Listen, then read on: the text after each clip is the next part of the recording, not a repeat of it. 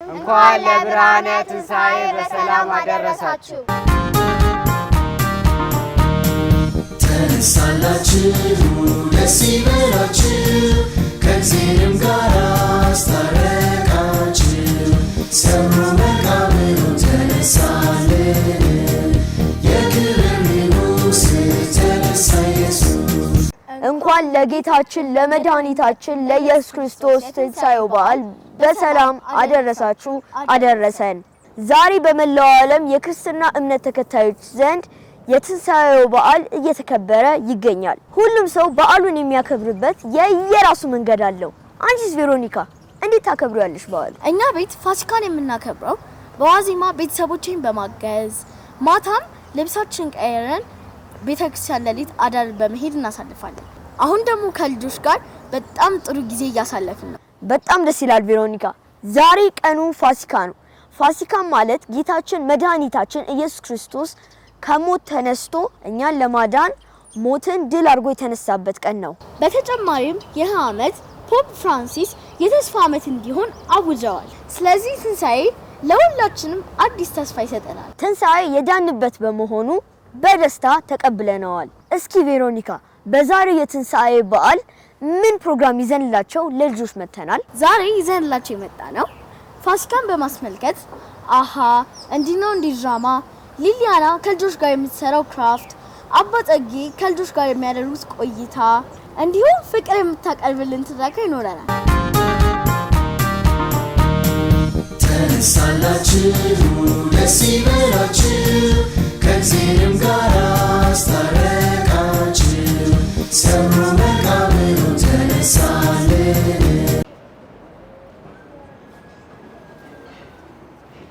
እንዴት ናችሁ? ደህና ናችሁ? ሁሉ ሰላም ነው? እንኳን ለትንሣኤ በዓል በሰላም አደረሳችሁ። ቁጭ በሉ እባካችሁ። በዓል ጥሩ እየሄደ ነው? አዎ፣ በደንብ እያከበራችሁ ነው። ታስተውቃላችሁ። ፊታችሁ ደስ ብሎታል፣ ውስጣችሁም ደስ ብሎታል አይደል? እኮ አዎ፣ ሰው እኮ ውስጡ ደስ አይለው እኮ ሊስቅ አይችልም አይደል? አዎ፣ የሆነ ሳቅ ስለሆነ በደንብ ደስ ሊላችሁ ይገባል። በነገራችን ላይ ክርስቶስ የሰጠን ጸጋ ብዙ ስለሆነ ከሞት የመነሳትን ነው ጸጋ የሰጠንና ብዙ የተቀበለ ሰው ብዙ ማመስገንና ብዙ መደሰት አለበት አይደል? ትንሽ የተቀበለ ደግሞ ትንሽ ቢደሰትም ችግር የለውም። ግን ትልልቅ ነገር የተቀበለ ሰው በትልቁ ነው መደሰት ያለበትና ስለዚህ ይሄን ደስታ በማስመልከት አሁን ሁላችንም ተነስተን ጸሎት እናደርግና ዳቦ ቁርስና ከዛ ፕሮግራማችንን በዓላችንን እንቀጥላለን። በሀገራችን ባህል ሁሉ ጊዜ በዓል ሲኖር ዳቦ ይቆረሳል አይደል? ሰው ልደቱን ሲያከብር ደግሞ ኬክ ይቆርሳል አይደል? ስለዚህ የደስታ የአንድነት ምልክት ነው።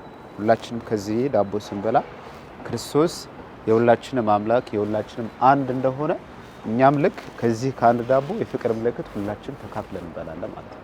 እሺ፣ ስለዚህ እንጸልያለን። በስመ አብ ወወልድ መንፈስ ቅዱስ አሐዱ አምላክ አሜን። ዘላለም አምላካችን ሆይ ስለጠበቀን ስለረዳህን ከልብ እናመሰግናለን። አሁንም የትንሣኤ ብርሃን ተካፋዮች ስላደረከን እናመሰግናለን። ቅዱስ አባት ሆይ በዚህ ሰዓት በመንገድ በስደት በተለያየ ችግር ውስጥ ሆነው እያከበሩ ያሉ ወይም ማክበር ያልቻሉ አሉ። በቤት በመንገድ በተለያየ ሁኔታ ውስጥ ሆነውና ጌታ እግዚአብሔር አምላካችን ሆይ እነሱንም መጽናናትን ኃይልህን እርዳታህን እንድሰጣቸው እኛንም ደግሞ አንተ የሰጠህን ጸጋ አውቀን ደግሞ በትንሣኤ የሰጠህን ብርሃን ደግሞ አውቀን ለጓደኞቻችን ለቤተሰቦቻችን ለሁሉ ካንተ ያገኘነውን ብርሃን ማካፈል እንድንችል የትንሣኤውንም ጸጋ ለሌሎች ማካፈል እንድትችል እንድታግዘን በእናታችን በቅድስት ድንግል ማርያም አማላጅነት እንለምናሃለን። ይህንም የፍቅር ምልክት የሆነውን ከለጋስነትህ የሰጠህን ይህን ምግብ ደግሞ እንድትባርክ እንድትቀድስ ለሚያስፈልገንን ጸጋ ሁሉ በዚህ ምግብ አማካይነት እንድትሰጠን በዚህ ጸበል አማካይነት ደግሞ ጸጋህን በእኛ ላይ እንድታፈስ በእናታችን በቅድስት ድንግል ማርያም አማላጅነት እንለምናሃለን። ጸጋ የሞላሽ ማርያም ሆይ ሰላም ላንቺ፣ እግዚአብሔር ካንቺ ጋር ነው፣ ከሴቶች ሁሉ የተባረክሽ የወልድሽ ፍሬ ኢየሱስ የተባረከ ቅድስት ማርያም እናት እኛ ኃጢአተኞች አሁንም በሞታችን ዘለምልን። ለአብ ለወልድ ለመንፈስ ቅዱስ ምስጋና ይሁን አሁንም ዘወትርም ለዘላለሙ አሜን። ሁሉን የሚችል እግዚአብሔር አብ ወልድ መንፈስ ቅዱስ ይባርከን ይጠብቀን። እናንተንም ይባርካችሁ። ይህንንም ዳቦ ይባርክልን።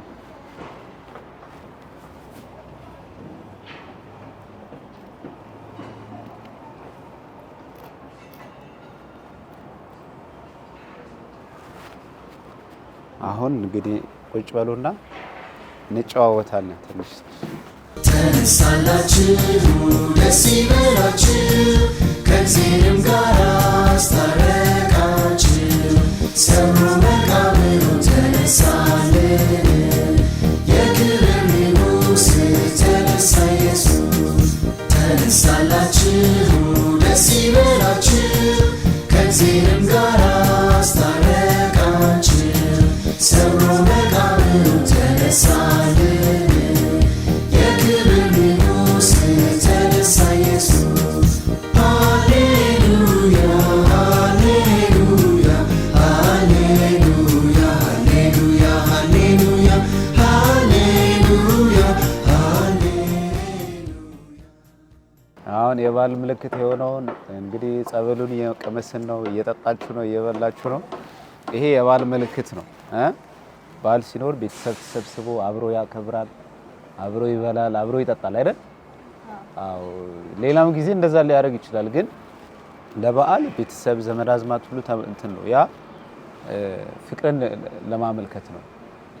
ፍቅር ደግሞ ሁሉ ጊዜ ከየት የሚመጣ ነው? ከእግዚአብሔር የሚመጣ ነው፣ ከክርስቶስ የሚመጣ ነው።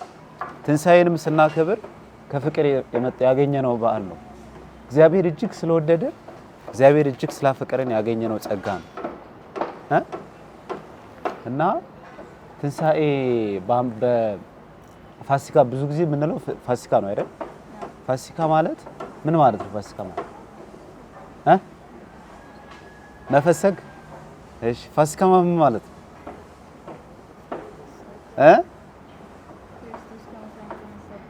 የተነሳበት ነው። ትንሣኤ ቀየር አድርጋ ነገረች ማለት ነው።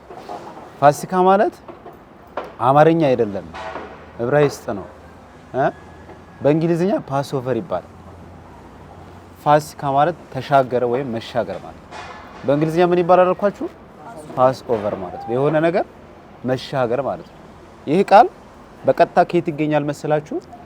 እስራኤላውያን ወደ ከናን ሄደዋል አይደል? ከናን ከመሄዳቸው በፊት ግን ግብጽ ሀገር ማለት ነው ተገዝተው ስንት ዓመት 400 ዓመት በግብጽ እንደ ባሪያ ሆነው ሲያገለግሉ ነበር። ሲሰቃዩ መከራ ሲደርስባቸው ብዙ ችግር ሲደርስባቸው እግዚአብሔር መከራቸውን ስቃያቸውን ያይና ከዛ ባርነት አውጥቶ ወደ ነፃነት ምድር ማለት የት ነው? ከነአን ማለት ነው። ነፃነት ብቻ የሚገኝበት ሳይሆን የተትረፈረፈ ህይወት መኖር የሚቻልበት አገር ይመራቸዋል። ማርና ወተት የመታፈስ እዛ የሚበላውና የሚጠጣው ማር እና ወተት ነው ማለት ነው። አስቡት። እና ከዛ ጭንቅ ከዛ መከራ ውስጥ እግዚአብሔር እስራኤላውያን ምን ያደርጋቸዋል? ወደ ከናን ወደ ነፃነት፣ ከባርነት ወደ ነፃነት ማለት ነው። ስለዚህ ከባርነት ወደ ነፃነት ማለት መሻገር ማለት ነው አይደል? ማለፍ ማለት ነው። ከአንድ ቦታ ወደ ሌላ ቦታ ማለፍ መሻገር ማለት ነው።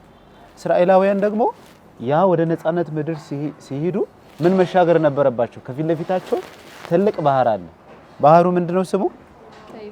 ቀይ ባህር። አዎ፣ ቀይ ባህር መሻገር ነበረባቸው። ቀይ ባህር ሳይሻገሩ ግብጽ ሀገር ስለሆኑ እንኳን ነፃነን እንኳን ቢሉ በኋላ ላይ መተው ሊወስዷቸው ይችላሉ። እና ያን ቀይ ባህር ከተሻገሩ በኋላ በቃ ወደ ነፃነታቸው ጉዞ ጀመሩ ማለት ነው። ስለዚህ ፋሲካ የሚባለው ምን ማለት ነው አልኳችሁ? መሻገር ማለት ነው። እስራኤላውያን ምንን ተሻገሩ? ቀይ ባህርን ተሻገሩ። ያ ቀይ ባህር ከባርነት ወደ ነፃነት ምድር መተላለፋቸውን መሻገራቸውን ያመለክታል ማለት ነው። ስለዚህ ፋሲካ እኛ ብቻ አይደለም የምናከብረው ማለት ነው። ክርስቲያኖች ክርስቶስን የሚከተሉ ሰዎች ብቻ አይደለም የሚያከብሩ፣ አይሁዳውያንም እስራኤላውያንም ያከብራሉ። አይሁዳውያን ማለት ክርስቶስን መወለድ የማይቀበሉ አሉ። አይሁዳውያን ሆነው ወደ ክርስትና የተቀየሩ አሉ። ነገር ግን ስቲል እስካሁን ድረስ ክርስቶስ ገና አልተወለደም፣ ክርስቶስ ገና ሰው ሆኖ ወደ ምድር አልመጣም። ስለዚህ ካልተወለደ አልሞተም ማለት ነው አይደል? ካልሞተ ደግሞ አልተነሳም ማለት ነው። ስለዚህ በተወሰነ መንገድ አይሁዳውያን አሉ ክርስትና ማይቀበሉ ገና ክርስቶስ ገና አልተወለደም ብለው ክርስቶስን የሚጠብቁ አሉ። ግን እኛ ክርስቶስን ለምንከተልና ክርስቶስ ለምናመን ትንሳኤ ፋሲካ እናከብራለን። ምን ልላችሁ ፈልጌ ነው? አይሁዳውያን ክርስቶስን ገና አልተወለደም ብለው የሚሉ ሰዎች እንኳን ፋሲካ ያከብራሉ። ግን የኛ ፋሲካና የነሱ ፋሲካ ግን በጣም የተለያየ ነው። እሱን እንድታውቁ ፈልጋለሁ። እሺ አይሁዳውያን ፋሲካ ያከብራሉ፣ እኛም ፋሲካ እናከብራለን። እኛም እናከብረው ፋሲካና እነሱ የሚያከብሩት ፋሲካ የተለያየ ነው። እነሱ የሚያከብሩት ፋሲካ ምንድነው? ከግብጽ ባርነት ወደ ነፃነት ምድር ያሸጋገራቸውን እግዚአብሔር በየዓመቱ ያከብራሉ። እኛም እናከብረው የማን ፋሲካ ነው? የክርስቶስን ፋሲካ። እነሱ ግን ከግብጽ ባርነት የወጡበት ቀይ ባህር ተሻግረው የወጡበትን በዓል። ስለዚህ ፋሲካ ማለት ቃሉ እንድትረዱ መሻገር ማለት ነው። ከአንድ ቦታ ወደ ሌላ ቦታ መተላለፍ ማለት ነው። አይሁዳውያን እንደዚህ የሚያስቡ ከሆነ እንደዚህ የሚያከብሩ ከሆነ በነገራችን ላይ በአይሁዳውያን ፋሲካ በጣም ትልቅና ወሳኝ በዓል ነው። እንደ ፋሲካ ትልቅ በዓል የለም። በጣም በትልቅ ዝግጅት በሰፊ ዝግጅት ነው የሚያከብሩት። በጣም ለምን መሰላችሁ? ትልቁ ታሪካቸው ነው የነሱ። ትልቁ ኦሪት ዘጸአት ማለት መውጣት ማለት ነው። ኦሪት ዘጸአት መጽሐፍ ቅዱስ ላይ ከፍታችሁ ስታነቡ እስራኤላውያን ታሪክ በደንብ ይነግራችኋል። እና ጊዜ ሲኖራችሁ አንብቡ። እና የወጡበት በዓል ነው የሚያከብሩት። እግዚአብሔር በእኛ ላይ ትልቅ ነገር አድርጎልናል፣ እጅግ ትልቅ መልካም ነገር አድርጎልናል ብለው በትልቅ በዓል የትም ሀገር ይሁኑ ከእስራኤል ሀገር ሆኖ ወይ ከይሁዳ ሀገር ሆኖ አይሁዳዊ ሆኖ ወይም የዛ ሀገር ተወላጅ ሆኖ የትም ሀገር ይኖር ጫፍ ሀገር እንኳን ቢኖር ለፋሲካ በዓል ለማክበር ቤተሰብ ጋር ሀገሩ ጋር ይገባል ማለት ነው። ለምን? ትልቁ በህይወታቸው እግዚአብሔር ያደረገላቸው ትልቅ ነገር ስለሆነ። ገብቷችኋል ሐሳቤ? እኛ ደግሞ የምናከብረው ፋሲካ ማን ነው? የክርስቶስ ፋሲካ። ክርስቶስ ከሞት ወደ ህይወት የተሻገረበት ዘላለማዊ አምላክ መሆኑን የምናምንበትና የምናከብርበት በዓል ነው። ፋሲካ ደግሞ በሌላ አረዳድ ቅድም እንዳልኳችሁ እግዚአብሔር የሰው ልጆች ምን ያህል እንደወደደ የምንረዳበት ሚስጥር ነው። ክርስቶስ ከመወለድ ጀምሮ በዓለም 33 ዓመት ሲኖር ሁሉ የፍቅር ስራ ነበር። እግዚአብሔር ፍቅር ሲገልጥልን ነበር፣ ሲያስተምረን ነበር። ይሄን ፋሲካ ደግሞ የፍቅር ጥግ የሆነው በመስቀል ላይ ሞቶ እንደተቀበረ አልቀረም። ድል በመንሳት ደግሞ እኛም ኃጢአትን ድል ማድረግ እንድንችል እኛን ከሞትንበት ከደከምንበት ከስጋዊ ድካም ከዓለም ድካም ከፍ ብለን እርሱ ወደ መራን ህይወት እንደምንሻገር ያየንበትና ያመንበት ነው ማለት ነው። ስለዚህ ለኛ ትልቅ በዓል ነው ወይስ አይደለም? ነው። ከዛ በፊት በነገራችን ላይ ከክርስቶስ በፊት ከክርስቶስም በኋላ ሞቶ የተነሳ የለም እንደሱ። ይሄም አንድ ትልቅ ክስተት ነው። ሰዎች አሁን የክርስቶስ ትንሣኤ የማይቀበሉ እነዚህ ሰዎች በቃ በህልማቸው የሆነ ነገር ወስደው ነው ይሄ ነገር ሊሉ የቻሉት። ሌሊት ላይ መጥተው አስክሬኑን ወስደው ነው ብሎ የክርስቶስን ትንሣኤ ማበላሸት የሚፈልጉ ብዙ ሰዎች አሉ። ለምን? ከዛ በፊትም ከዛ በኋላ የሆነ ነገር ስላልሆነ ሰዎች ለመቀበል ከበዳቸው። ስለዚህ አንድ ነገር ማመን ሲከብደን ሌሎች ምክንያቶች እናመጣና ያ ነገር እንደሌላ እናረግ የለ አንዳንዴ አታረጉ እናረጋለን። ልክ እንደዛም ያረጉ ሰዎች አሉ። የክርስቶስ ከሞት መነሳት በሰው ልጅ ህይወት ውስጥ ትልቅ ታሪክ ነው። እኛ አሁን የክርስቶስን ትንሣኤ አክብረን ዝም የምንልበት አይደለም። እኛም ከሞት ተነስተናል። ለየት የሚያደርገው ነገር እሱ ነው። ክርስቶስ ከሞት ሲነሳ እኛም ከሞት እንነሳለን። ሞት ማለት በኃጢአት ምክንያት የሚመጣው ሞት ድል ማድረግ ችለናል ማለት ነው። እኛ ከዚህ በኋላ የኃጢአት የሰይጣን ባሮች የምንሆን ሳይሆን የክርስቶስ አገልጋዮች መሆን እንችላለን ማለት ነው።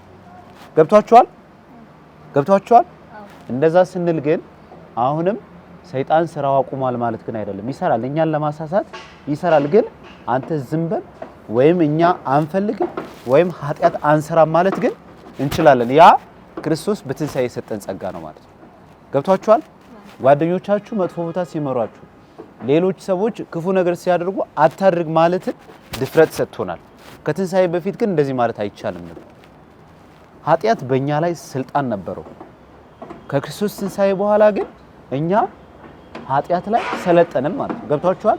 ነገሩ ተገለበጠ ማለት ነው። ቀድሞ የሰይጣን ስራ ኃጢአት በእኛ ላይ ሰልጥኖ ነበር፣ ስልጣን ነበረው ማለት ነው። ክርስቶስ ግን ከሞት ሲነሳ ምን ሆነ? ነገሩ ተገላቢጦሽ ሆነ ማለት ነው። ስለዚህ ይህ ክስተት ነው፣ ይህ ስልጣን ነው እንግዲህ ክርስቶስ በትንሳኤው የሰጠን። ይህ ስልጣን ደግሞ ወዴት የሚመራ ነው? ወደ መንግስቱ፣ ወደ ክብሩ የሚያደርስ ነው።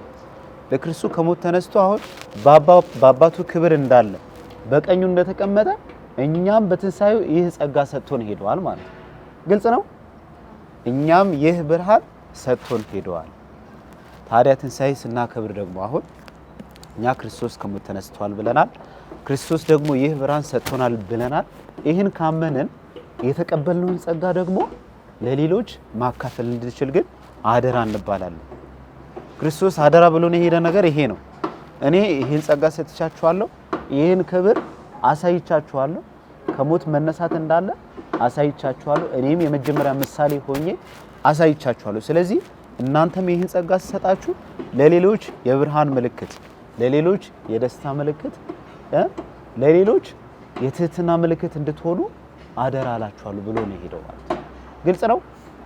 ስለዚህ ትንሳኤ ስናከብር የመብላት የመጠጣት ባህል ብቻ አይደለም፣ ምንደሰትበት ምንጨፍርበት ባህል ብቻ አይደለም። ከቤተሰቦቻችን እንደዚህ ቁጭ ብለን ከጓደኞቻችን ቁጭ ብለን ትምህርት ቤት ዝግ ነው፣ እነዚህ ነገሮች ሁሉ በቃ እረፍት ብቻ የምናጣጥምበት ጊዜ ሳይሆን ክርስቶስ የሰጠንን ጸጋ ክርስቶስን የሰጠንን ኃይል በማወቅና በማስተንተን በመረዳት ለጓደኞቻችን፣ ለቤተሰቦቻችን፣ ትምህርት ቤት አካባቢ ለሚያገኙ ሰዎች ሁሉ ይህን ብርሃን ማሳየት ማለት ነው። ግልጽ ነው። ይህን ብርሃን ደግሞ እንዴት እናሳያለን ካላችሁ ምናልባት እናንተ ትልቅ ነገር መጠበቅ የለባችሁ። የሚጠበቅባችሁን እግዚአብሔር የሚወደው ነገር በመስራት እናንተ የምትችሉት ነገር በማድረግ የክርስቶስን ብርሃን የትንሳኤ ምልክት እናንተም መሆን ትችላላችሁ። ስለዚህ እግዚአብሔር የተባረከ የተቀደሰ በዓል ያድርግልን። ዘና በሉ፣ ደስ ብሏችሁ ዋሉ። እሺ። ስለዚህ ይሄን የቤት ስራ ግን እንዳትረሱ። እሺ። የትንሳኤን ብርሃን እኛም ለሌሎች ማስተላለፍ እንዳለብን ግን እንዳትረሱ። ለሌሎች የደስታ ምልክት፣ ለሌሎች የትህትና የማገልገል ምልክት እንድትሆኑ አደራ አላችኋለሁ። እሺ። ከመላው ቤተሰቦቻችሁ ከመላው ጓደኞቻችሁ ጋር መልካም በዓል ይሆንላችሁ። ተጫዋቱ፣ ዘና በሉ። እሺ። ስለዚህ የትምህርታችን ፕሮግራም እዚህ ላይ እናቆምና አሁን በሌላ ፕሮግራም ነው። ሌላ ፕሮግራም ደግሞ የሚመጣው ሌላ ሰው ነው የሚመጣው። ስለዚህ ሊሊያና አህመድ ትባላለች። እስኪ ፕሮግራሙን እኔ አልነግራችሁም፣ እሷ ራሱ ብትነግራችሁ ይሻላል እና ስለዚህ አሁን እሷን ጋብዛታለሁ፣ እኔ ደግሞ እሄዳለሁ። እሺ። መልካም ጊዜ ይሆነላችሁ። ሊሊያና እንኳን ደህና መጣሽ። ከልጆች ጋር ጥሩ ጊዜ እንድታሳልፍ የመኝልሻለሁ። መልካም በዓል ይሆንልሽ። መልካም ጊዜ። እሺ። መልካም ጊዜ ልጆች። ተነሳላችሁ ደስ ይበላችሁ ከእግዚአብሔርም ጋር አስታረቃችሁ ሰብሮ መቃብሩ ተነሳልን። እንኳን አደረሳችሁ። በዓል ጥሩ ነበር። እሺ፣ እግዚአብሔር ይመስገን። ጥሩ ትምህርት ከአባ ጋር እንደተማራችሁ ተስፋ እናደርጋለን። እንግዲህ አሁን ደግሞ ከኔ ጋር ምንድነው የምንሰራው? የወረቀት ስራ አይደለ? አዎ፣ የክራፍት ጊዜ ይሆናል ማለት ነው። አሁን አብረን እንሰራለን። ቁጭ በሉ። 4 ፈቃደኛ ልጆች ናቸው ከኔ ጋር አሁን ክራፍት የምትሰሩት።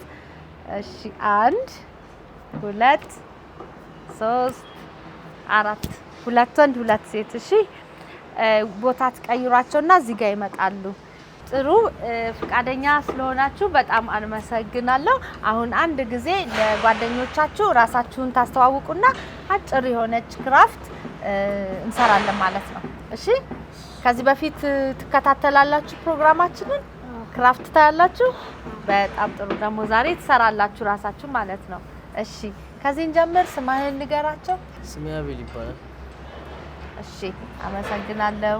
ስሜ ትዕግስት ይባላል። እሺ ትዕግስት። ስሜ ክርስቲያን ይባላል። ስሜ ድንቄ ይባላል። እሺ እናመሰግናለን። አሁን የምንሰራው በአንድ ወረቀት በመቅደድ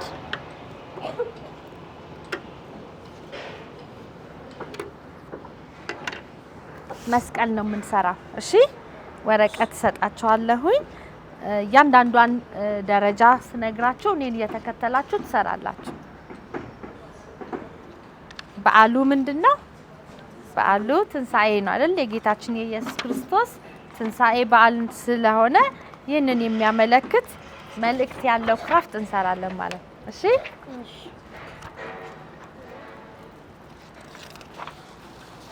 እሺ ይሄንን ወረቀት እንደዚህ እንይዝና ይሄ A4 ሳይዝ ወረቀት ነው። መጀመሪያ እቺን መጠቀም ትችላላችሁ ለማስደገፍ። እስቲ ሞክሩ። ጎንበስ በሉና አስደግፉ።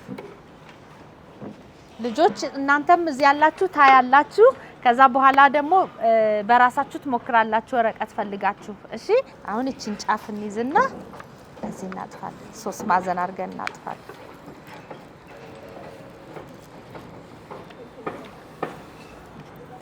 ወደዚህ ጠጋ በል አንተ ትንሽ ነው ተንጠራተሽ እዚህ ጋር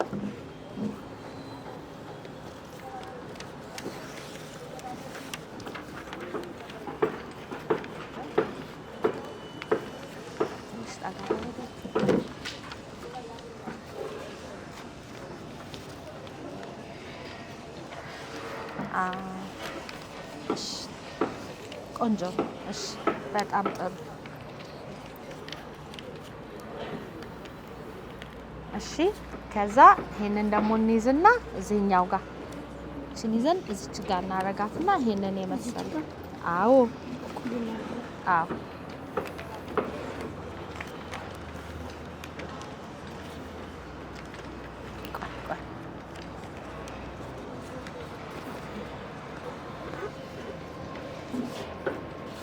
ትክክል ነው ያጠፍሽ ግን እዚህ አሁን ቀጥ።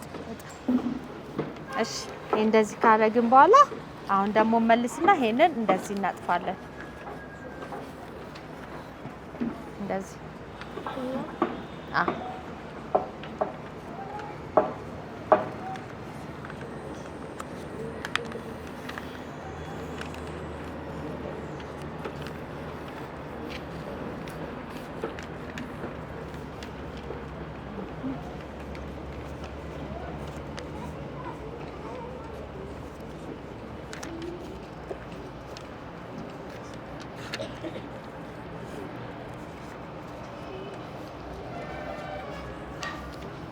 እሺ ሁላችሁም አጣፋችሁ። በጣም ጥሩ። ይሄንን ትንሽ ተንጋደረ ነገር አለ። ታው አሁን መቀሳችሁን ትይዙና እንደ ልክ እኔ እንደሚያስኩት ያዙ ወረቀታችሁን። ይሄኛው በዚህ በኩል ያለው እንደዚህ ታው እዚህ ጋር አሁን ከዚህች አካባቢ ትጀምሩና ወደ ታች እዚህ ድረስ አይደለም እንደዚህ ትቆርጣላችሁ። ከዛ በዛብሽ እንቀይረው መቀስ ቀይራት። ይሄው እዚች ጋር ነው የምትጀምሩት። እዚች ጋር አሁን ቆረጭ። አዎ ቆረጥ እና ቀስ ብለሽ በትክክል ታች ድረስ አውጡት ቆርጣችሁ። ሌላኛው እንዳይበተን በእጃችሁ በደንብ ያዙት። ይሄኛውን በእጅ ያዘው። አንቺም ይሄን በእጅ እንዳይበተን ይፈለጋል። ቁረጥ ወደ ታች እንዳይንጋደድ። አዎ እሺ እኔም እቆርጣለሁ። እንዳይበተን ብዬ ነበር። ይሄ እንዳይበተን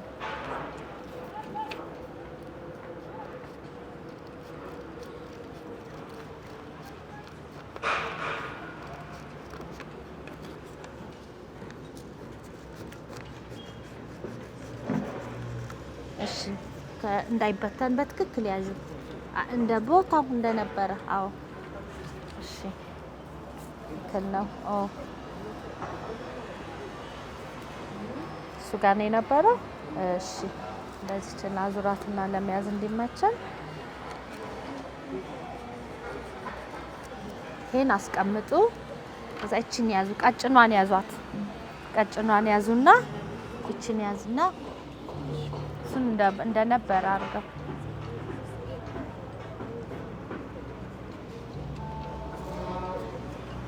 እሺ አያችሁ አሁን እንዴት እንዳጠፍና አይታችኋል አይደል ልጆች እሺ ፍቱት ቀስ ብላችሁ መቀሱን አስቀምጭ ፍታው ፍቱት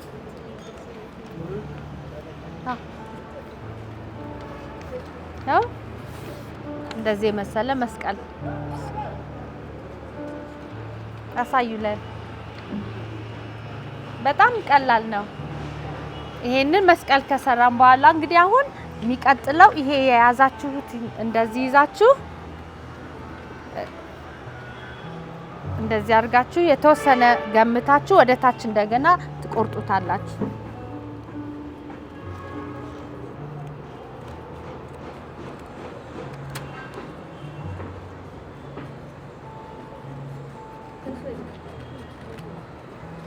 በቃ ማውረድ ወደ ታች እንደዚህ ወደ ታች ከዛ ሁለቴ እንደዚህ ወደ ታች ትንሽ ሰፋ ሰፋ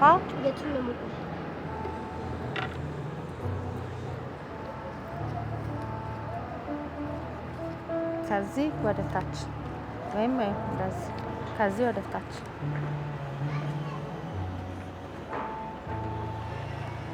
ሌላው እንዳይበተን እሺ ከዚህ ጋር ያለው እንደገና ቆረጥክ ሁለት ጊዜ ቆረጥክ ጎበዝ እሺ ሁለተኛ ጊዜም እንደገና እንቆርጣለን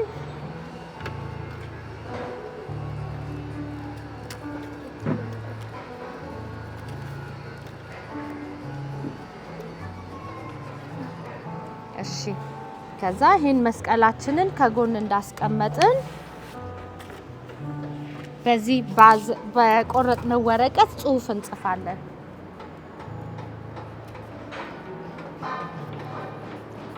ጎበዝ እሺ አሁን እስቲ ይሄንን ፍቱትና ኤል ፈልጉ ሁለቴ ኤል ፈልጉ ኤል የሚመስል ፈልግ እስቲ ከዚህ ውስጥ ይሄኛው አዎ ኤል አይደለ እዚህ ጋር ኤልን ታስቀምጣላችሁ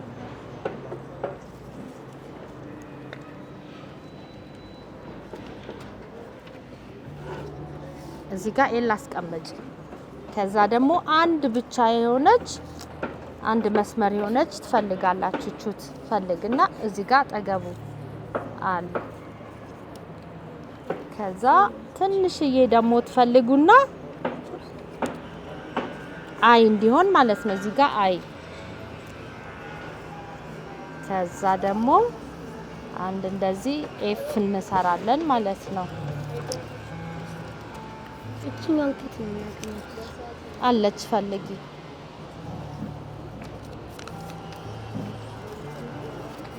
ያንቺ ያለው ማለት ነው ስለዚህ ትሰሪያለሽ ቆርጠሽ ይሄ ነው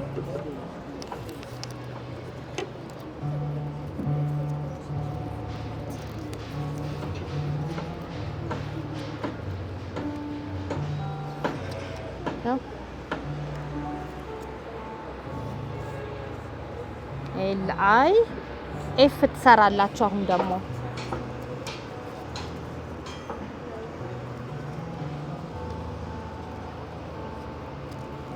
ይሄው ኤፍ ላይፍ እንዲል መሆን ማለት ነው ላይፍ የሚል ይቀረናል አይደል እየፈታችሁ እዩ ኢ ደግሞ ለመስራት እዚህ ጋር እንደዚህ እናደርጋለን ከዛ እዚህ ጋር ይሄ ሁለቱን እንቀጥላለን በኋላም እንደሚቀረን እዚች መሃሏ ላይ አንድ ነው የሚቀረው ማለት ነው ላይፍ የሚሆን ጽሁፍ ይሰጠናል ማለት ነው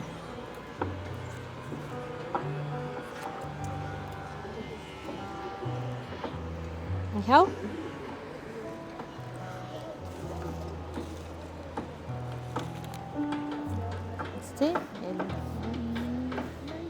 ኢ ነው የሚቀርሽ ያው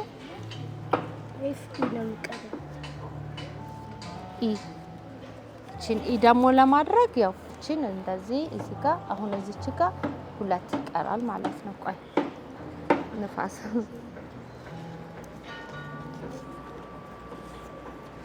ኢ ለመስራት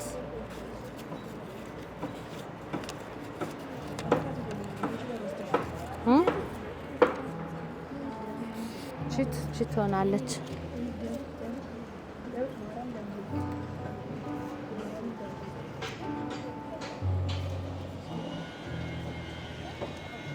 ይሄ አንቺ ነው አንተ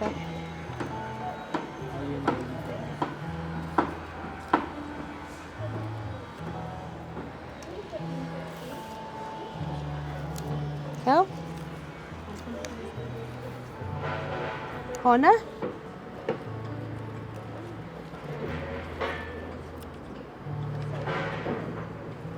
ከዛ እዚህ ጋር አንድ ማስገባት ነው። እቺ ቻቻመች ጨረስክ አንተ ጎበዝ። እሺ ስለዚህ እንግዲህ ምንድነው መልእክቱ ማለት ነው? መስቀል አለ አይደል? እዚህ መስቀል ሰርተናል። በመስቀል ምንድነው ልጆች የምናገኘው? ህይወት ነው የምናገኘው አይደል? ጌታ ኢየሱስ በመስቀል ላይ ሆኖ ለኛ ምን ሰጥቶናል? ህይወት ሰጥቶናል። ላይፍ የሚለው ጽሁፍ ከዚህ ውስጥ ነው የወጣው አይደል? ስለዚህ ይሄን የሰራ ነው ማለት ነው። ወደዳችሁት? እሺ ስለዚህ ካልጠፋችሁ በኋላ ደግሞ ለጓደኞቻችሁ ቤት አሳዩ።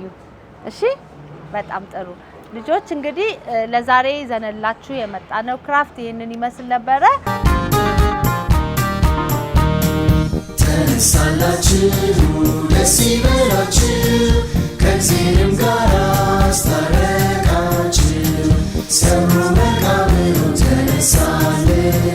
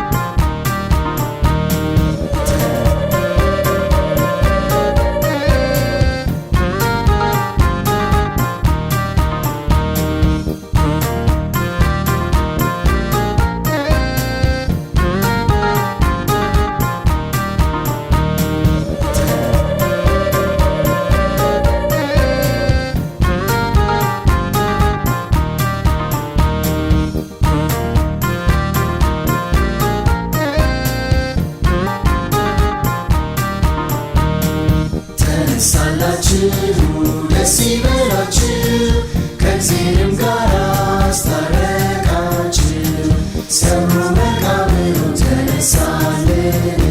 በነገራችን ላይ ቬሮኒካ ፍቅርን በአካል አግኝቻት አላውቅም፣ ግን ዛሬ ግን በአካል ልናገኛት። ስለዚህ ፍቅርን እንጋብዛትና ትንሽ ቆይታ ከሷ ጋር እናወራለን። እንኳን ደህና መጣሽ ፍቅር። እንኳን ደህና ቆያችሁ። እንኳን ለትንሳኤ በዓል በሰላም አደረሰሽ። እንኳን አብሮ አደረሰ። ፍቅር በየሳምንቱ ስለምታቀርብልን ቆንጆ እና ደስ የሚሉ አስተማሪ ትረካዎች እጅግ አድርገን እናመሰግናለን። እኔም አመሰግናለሁ።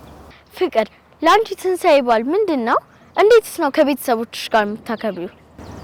ትንሳኤ ማለት ኢየሱስ ክርስቶስ ሞትን ድል አድርጎ ለኔ ሲል የተነሳበት፣ ለኔ ሲል ተሰቃይቶ፣ ለኔ ሲል ተዋርዶ የተነሳበት ነው። ከሞት የተነሳበት ነው እና ከቤተሰቦቼ ጋር ደግሞ ማሳልፈው ያው እንግዲህ ቅዳሜ ነው። ከዋዜማው ነው የሚጀምረው። ያው ዋዜማው ላይ ቤትን እናስተካክላለን፣ አበባ እንገዛለን፣ ቄጤማ እንጎዘጉዛለን፣ ቤቱን እናስተካክላለን፣ ዶሮ እንሰራለን። ከዛ ማታ ላይ ደግሞ ሀበሻ ልብሳችንን ለብሰን ወደ ቤተ ክርስቲያን እንመጣለን።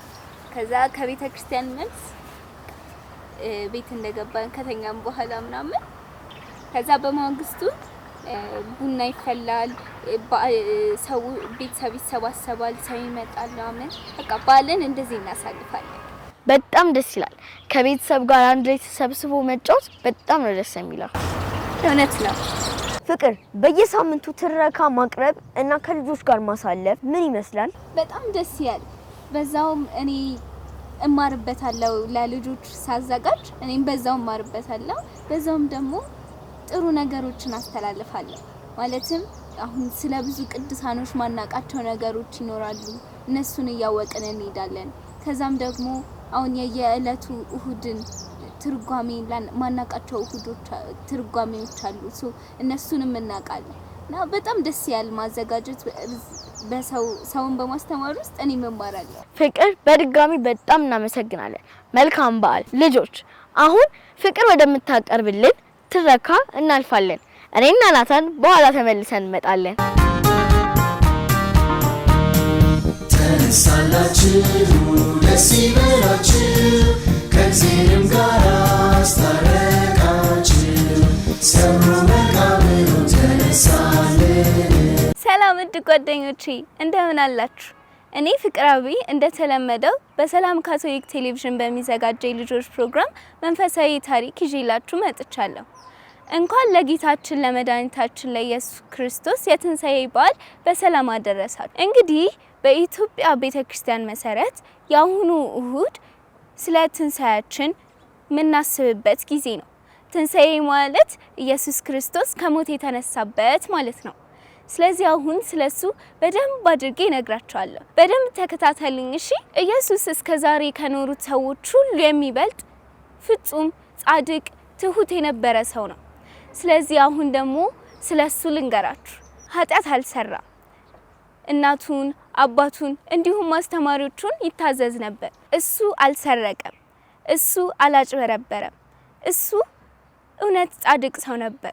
ክፉ ለሚሆኑበት ትሁት ነበረ። ኢየሱስ የእግዚአብሔር አንድያ ልጅ ነውና ከእርሱ ጋር ተመሳሳይ ነው። ከረጅም ጊዜ በፊት ኢየሱስ ከሰማይ ወደ ምድር መጣ። ለዚህም ተልኮ ነበረ። በእርሱ የሚያምን ሁሉ የዘላለም ሕይወት እንዲኖረው እንጂ እንዳይጠፋ እግዚአብሔር አንድያ ልጁን ወደዚህ ልኳልና። ዮሐንስ ወንጌል ምዕራፍ 3 ከቁጥር 16 ላይ ተጠቅሷል። አንድ ሰው ስትወድ ሁሉ ጊዜ ከሱ ጋር መሆን ትፈልጋለህ፣ እሱን ማጣትም አትፈልግም።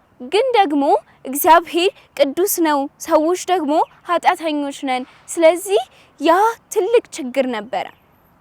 ኃጢአት ወደ እግዚአብሔር እንዳንቀርብ ያደርገናል። ኃጢአት በጣም አስፈሪ ስለሆነ እኛንም ጨምሮ በህይወታችን ውስጥ ያለውን ነገር ሁሉ እንደሚያጠፋ መርዝ ነው። ኃጢአት ምን ያህል አደገኛ እንደሆነ እግዚአብሔር ያውቃል። ለዚያም ነው ወደ ኃጢአት መቅረብ ያልቻለውና የኃጢአት ቅጣት ሞት ያለው። እግዚአብሔር አብዝቶ ወደደን።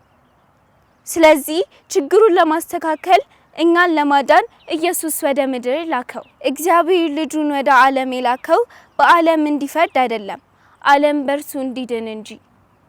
ዮሐንስ 3 ከቁጥር 17 ላይ እንዲህ ብሎ ተጽፏል። ኢየሱስ በምድር ላይ በነበረበት ጊዜ ልጆች የታመመን ፈውሷል፣ ተአምራትን አድርጓል። እንዲሁም የሚያገኛቸውን ሰዎች ሁሉ ስለ ኃጢአት አደገኝነት አስተምሯል። ኢየሱስ እሱን የሚወዱ ሁሉ የእግዚአብሔር ልጆች እንደሆኑ የሚያስቡ ደቀ መዛሙርት የሚባሉ ጓደኞች ነበሩት። ሌሎች ግን እውነት በመናገሩ ጠሉት።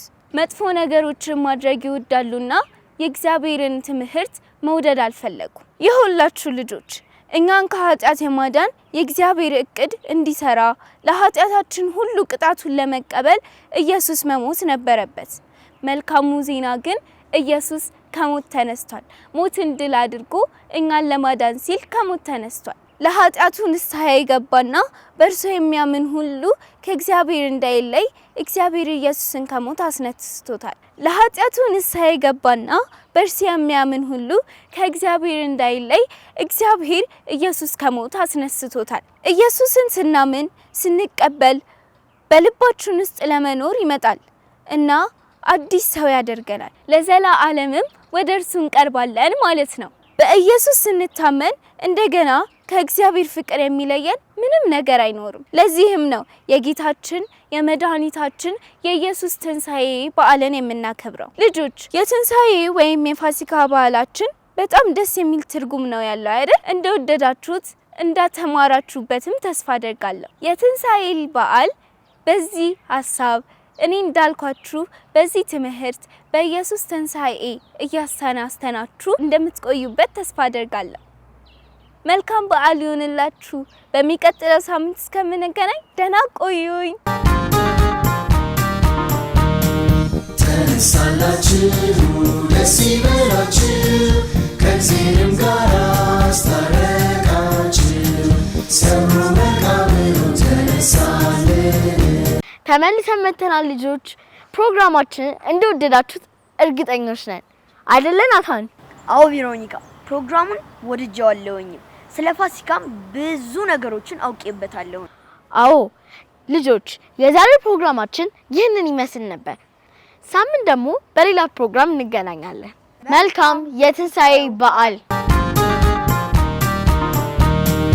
ተነሳላችሁ ደስ ይበላችሁ